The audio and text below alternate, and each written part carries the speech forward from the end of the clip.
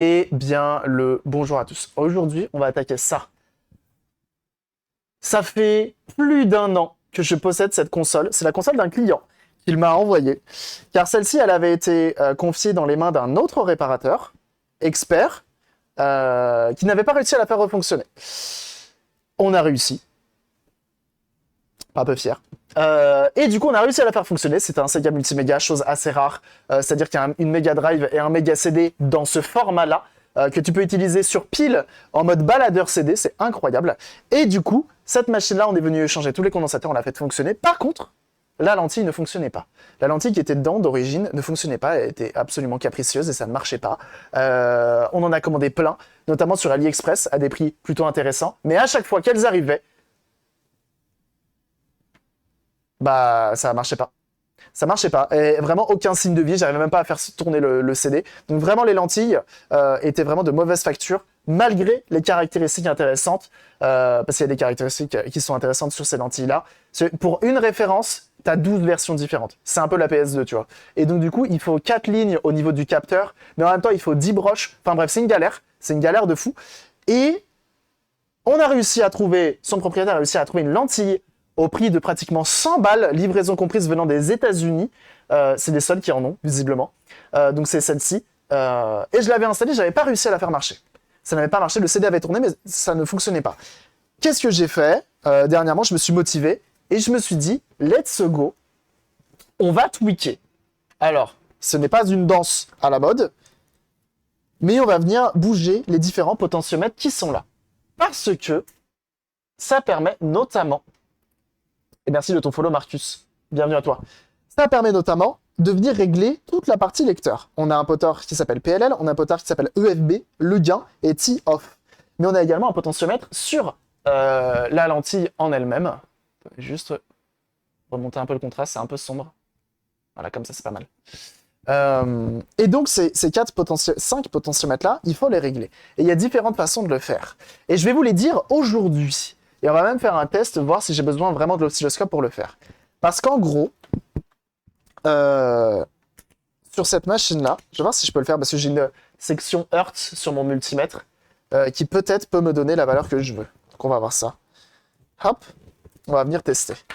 Donc déjà, premièrement, on met une lentille de bonne facture et qui fonctionne bien, qui est en bon état, etc. Au niveau du potentiomètre de cette lentille, je vais essayer de vous montrer, mais on vient le régler comme ceci. Et c'est un peu à contrario de ce que fait RetroSix. Parce que le tuto que je suis en train de vous dire ici, ce que je suis en train de vous raconter, c'est quelque chose que j'ai vu sur RetroSix. Et donc, en gros, le potentiomètre, vous voyez, il y a un petit cran qui est en bas. Juste ici. Il y a un petit cran qui est en bas. Et en gros, il faut qu'il soit de là, du inférieur gauche au inférieur droit. Potentiellement, c'est là qu'il va fonctionner. Donc après, c'est à vous de voir, c'est à vous de tweaker afin de réussir à le faire fonctionner. Ok, de trouver la bonne position. Donc moi, je l'ai mis comme ça. Sur celle-ci, c'est là que ça fonctionne le mieux. Et il faut, en fait, c'est vraiment des réglages. J'ai mis à peu près 1h30, 2 heures à régler celle-ci. Hein. Donc ça prend du temps, il faut être patient. Et il ne faut pas avoir peur de démarrer, redémarrer, etc. Pour faire mes réglages, d'ailleurs, je ne l'ai pas dit, mais la console est donc démontée.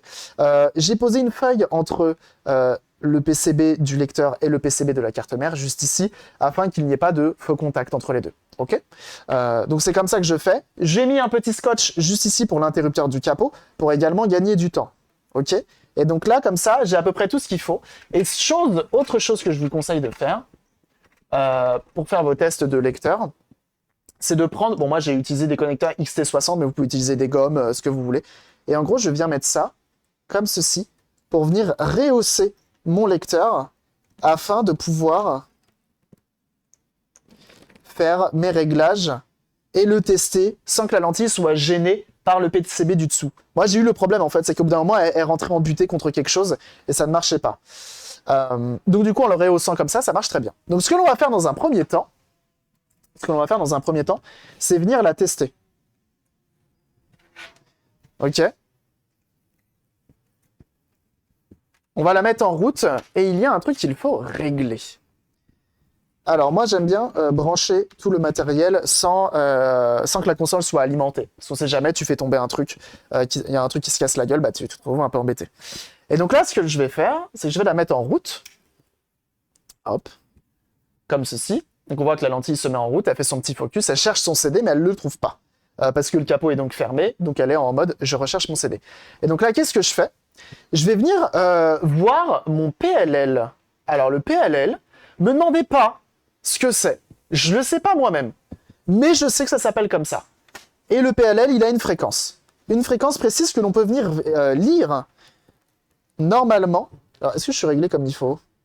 Ouais, normalement c'est bon. On se pose sur un ground, moi je me mets sur le jack et je me mets là. Oh, ça marche avec le multimètre. Donc il n'y a pas besoin, le PNL, non, le PLL. Il n'y a pas besoin de, comment ça s'appelle, d'oscilloscope, il vous faut juste un multimètre qui prend en compte les fréquences et ça marche nickel. Et donc on voit qu'il est déréglé à 4,3 groupe de rap, évidemment. Ah, c'est la première fois que ça marche vraiment ce truc-là. D'habitude ça marche pas. Et on voit que c'est réglé à 4,3. Donc j'ai mis mon ground.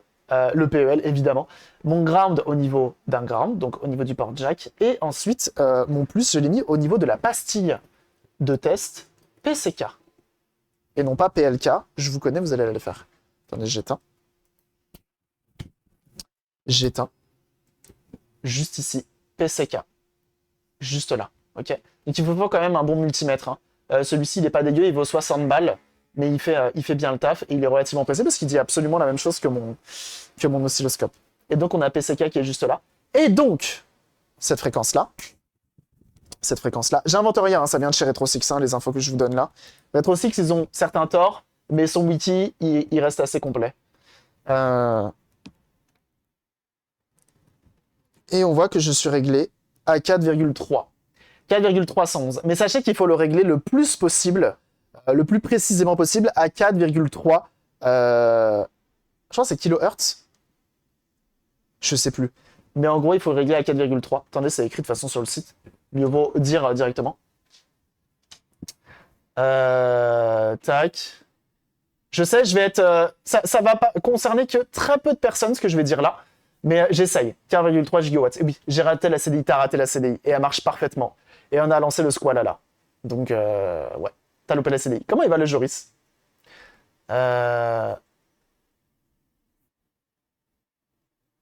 Donc là, ça va être très pointu. Mais en gros, il le dit. Moi, j'ai respecté ce qu'il a dit. Hein. Mais en gros, il dit qu'il faut que la fréquence soit entre... Alors, il soit la plus proche de 4,3 MHz. Ok? Donc, il faut qu'elle soit le plus proche possible de 4,3 MHz. Et ce qui est le cas chez nous, 4,31. Donc, on est très bien. Et ça, si tu le fais pas, potentiellement, ça sert à rien de tenter les autres réglages. Il faut que ce soit à 4,3 MHz, c'est tout. Donc n'hésitez pas. Il te manque pas une chemise par hasard, évidemment. Et merci pour les 100 bits. Et justement... Bah évidemment, bah, je l'ai pas mise pour rien, je l'ai pas mise pour rien, effectivement. Elle passe pas inaperçue auprès de toi, ça me fait très plaisir. Jeune Jean, Joris CDI, que je vous invite absolument à suivre. On est actuellement en cosplay Joris CDI, donc suivez-le sur sa chaîne Twitch, il fait du rétro gaming et notamment de la Philippe CDI, vous avez vu son pseudo de toute façon. Allez le suivre, vous avez le bouton juste en haut du chat, c'est gratuit, ça mange pas de pain et ça soutient très fort les copains. On n'hésite pas, et il a les plus belles chemises du Twitch Game. Ah bah la mienne à côté, ça n'a rien à voir, hein. Ça n'a rien à voir. Vraiment, n'hésitez pas à aller le suivre, hein. Il est vraiment très très fort. Là, on a bien du coup notre 4,3 mégahertz, ok? Donc ça c'est cool, ça c'est cool. On n'y touche pas, ok? Ça reste longtemps ça. Pour le deuxième point, en gros il y a deux. Celui-ci, je vous ai dit, vous le mettez à la position que vous pouvez. Celui-ci 4,3, il n'y a pas d'autre possibilité. Et juste ici, c'est pareil, c'est quelque chose qui m'a été confié en DM et on m'a dit pour les lentilles, les nouvelles lentilles, ce potard-là, il faut le régler à, bougez pas, hein, 5,47 kilo ohm. Vous vous mettez en ohmmètre, vous vous mettez, donc vous l'éteignez, hein, vous n'êtes pas obligé d'avoir la console allumée. Vous mettez ici, là, et vous vous mettez à 5,47. Le plus précis, hein, c'est pas forcément évident sur ces potards-là. Mais il faut essayer d'être le plus proche de 5,47. Donc on voit que moi je suis à 5,39. Bon tiens, ça a descendu. J'ai dit 47 ou 37? Bon, celle-ci, je vais pas trop y toucher parce que ça fonctionne. 5,47 kOhms. Donc on essaye de le régler à 5,47 kOhms. Et ça permet de le régler, de faire en sorte qu'il marche bien. Pareil, je sais pas à quoi il sert ce potard. Bon, visiblement, il fait que de réduire le machin. Oh.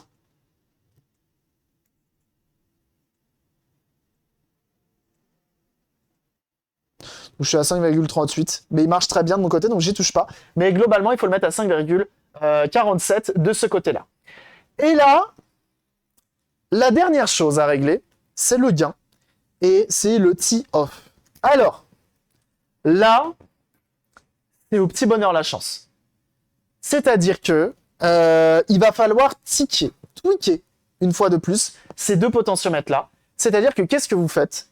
Vous mettez un CD de type audio, de la musique. Vous mettez un CD de musique, un jeu vidéo en FMV. C'est important le FMV parce que c'est ce qui sollicite le plus la lentille. Et une fois que vous avez récupéré ce CD-là, vous le mettez en route. Et vous le lancez, vous essayez de faire en sorte qu'il lance le jeu, qu'il lance le CD audio. Pareil, il faut le régler, celui-ci, vous le mettez soit à plat. À plat, ça marche plutôt bien. Pareil, celui-ci à plat. Vous lancez, s'il arrive à lire, au bout d'un moment, il va avoir des bugs, etc. Et là, vous allez tweaker. Vous allez tout simplement tweaker. Et donc, vous mettez votre CD, vous lancez, vous le laissez tourner. Au bout d'un moment, ça va bugger. Qu'est-ce que tu fais? Tu prends ton petit tournevis et tu viens tourner. Et tu trouves les deux extrémités sur lesquelles ça marche plus, ça remarche plus. Et au bout d'un moment, tu essaies de trouver un juste milieu où l'endroit, ça marche le mieux. Et tu fais ça pour les deux. Moi, c'est ce que j'ai fait. C'est ce que j'ai fait, et à la fin, celle-ci, normalement, si elle m'a pas fait une feinte depuis hier, bah ça remarche. Ça remarche. Et je risque qu'il passe en vert directement. Je vais brancher une manette. Mais normalement, ça refonctionne.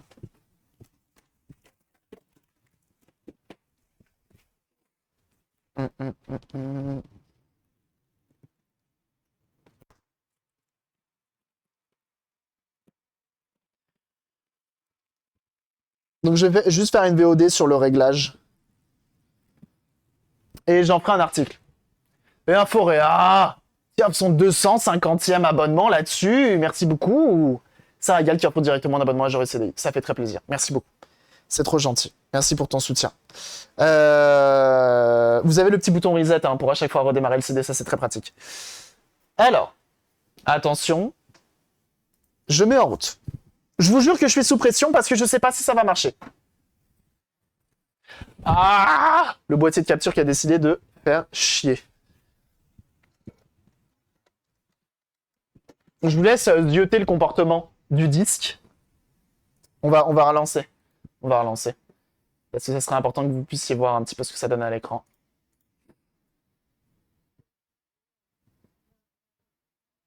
Donc CD éteint.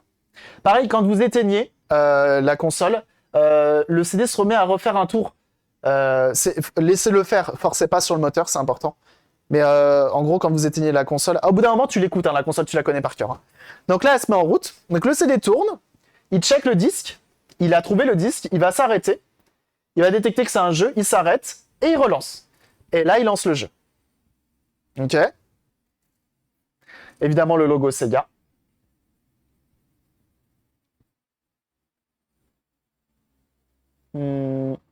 Actuellement, mais quand je galère, j'essaie à régler sur les autres machines Mega CD. Un grand merci pour la communauté. Bah écoute, on essaye, On essaye. Merci pour ton message.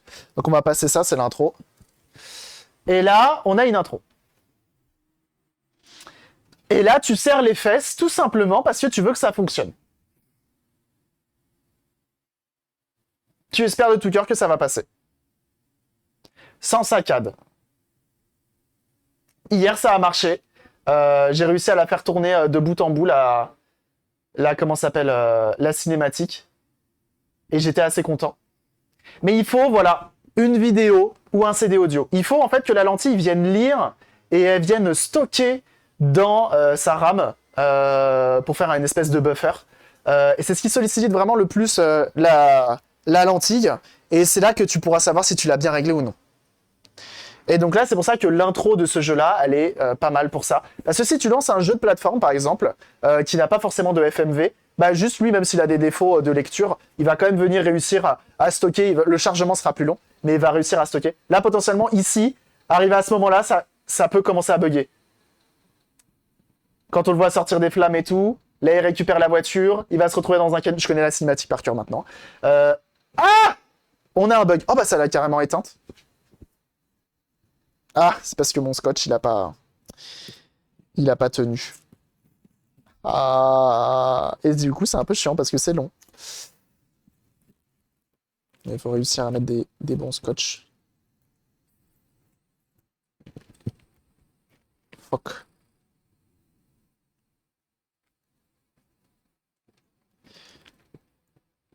Faut réussir à bien le bloquer, l'interrupteur. Forcément.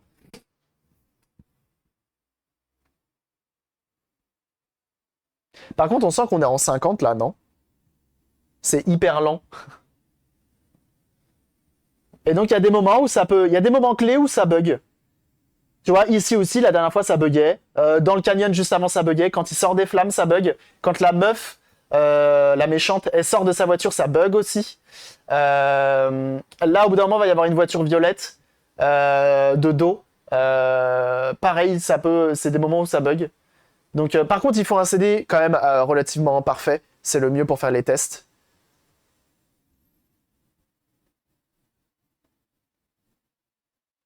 Donc là, il va y avoir la voiture violette de dos. Voilà, ici, potentiellement, ça peut bugger. Et après, on arrive vers la fin de la cinématique. Avec le jump qui va bien. Et la voiture, évidemment. Donc voilà. Donc pour celle-ci, c'est tout bon. On a réussi à bien la régler. Et donc voilà. Donc quand vous arrivez sur un bug, tu viens tweaker. Ou même quand ça fonctionne.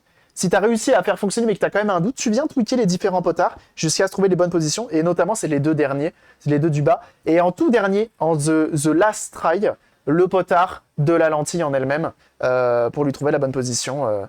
Pareil, qui lance le jeu au mieux. Voilà. Donc une fois de plus, c'est juste une VOD pour vous expliquer comment régler ce petit lecteur. C'est mon expérience. Vous prenez pas, mais c'est comme ça que j'ai réussi à faire fonctionner celle-ci. J'en ai deux autres. Je vais réitérer l'expérience et je reviendrai compléter si besoin. Donc une fois de plus, suivez-moi sur les réseaux, etc.